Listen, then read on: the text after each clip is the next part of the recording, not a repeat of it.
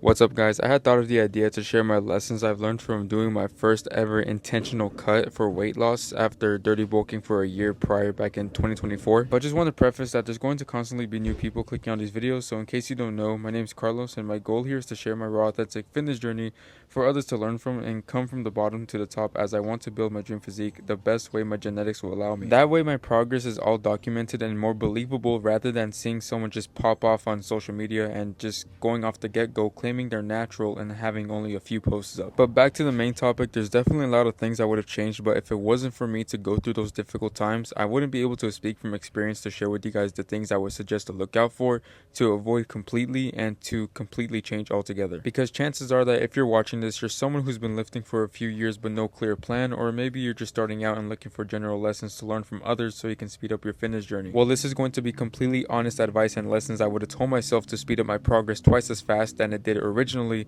and also do it in the most efficient way possible. The first of them, which is do not rush the fat loss process. You already know you have to be in a calorie deficit to lose fat, and if not, then now you do. But the biggest mistake I made was rushing the cut and creating a huge calorie deficit of about 600 to 800 calories during my second month of my deficit. The first month was hardly any results, and the scale kept fluctuating around the same range when I was eating around 2500 calories. Instead of decreasing slowly by another 200 calories, I tripled that because of how impatient I want to see results faster. And yes, I did see results and felt great about it, but my body was secretly taking a toll, and soon enough I would drop my calories too soon again and be at around 1700 calories. Now 1700 is still a calorie deficit, but I risked losing a lot of muscle now because of how fast I shocked my body into a low food intake. This ended up my body holding onto more of my fat to preserve backup energy, and this is due to our body's natural survival instinct. Our bodies are meant to survive and not really thrive, which is why it will do anything possible to just see another day in this life. So cut slowly and monitor your progress, and don't overdo it, and weigh yourself every other day to see if you're headed in the right direction,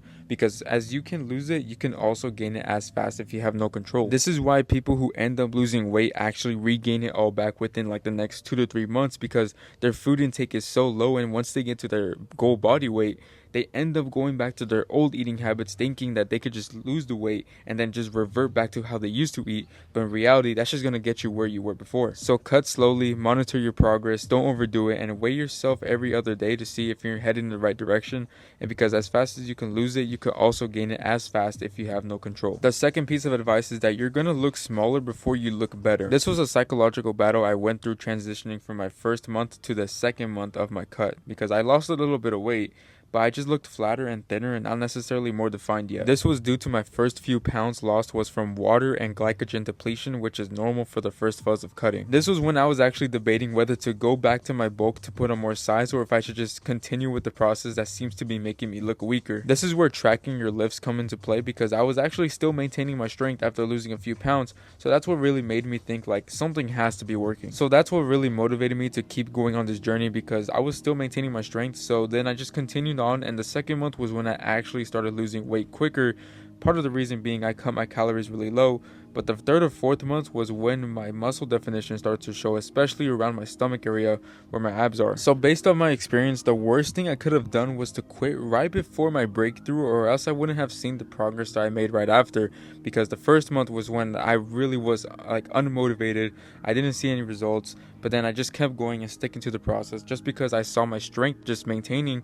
So I just went through with it, and I just thought like, what other choice do I have? This is really a game of patience, so assuming that you're following your program correctly, just give it more time and stick it through those uncertain times. And the final one, for the sake of keeping this video short and simple, is I would have made my cardio more realistically consistent rather than trying to increase it so much when I was lowering my calories. So let me preface by saying that a calorie deficit should be the main vehicle to driving your fat loss. However, cardio is a great tool to add on to the weight loss journey to burn as much fat. The cardio I did 99% of the time was brisk walking at a faster pace, aiming for about 10,000 steps a day minimum. And you would assume that the more steps you do, the better, and in theory that is true. However, since I was eating at such low calories, I still thought it was a good idea to increase my steps to 15,000 a day at one point while I was eating 1700 calories. And let me be the first to tell you that it got miserable really quick. This was something I did for about like a month or two, but it should have been done for just like 2 to 3 weeks max, just because it's really unsustainable. I had such low energy at work, my sleep was poor, and like I said, my fat actually stayed on me at one point in time because of how intense I treated my body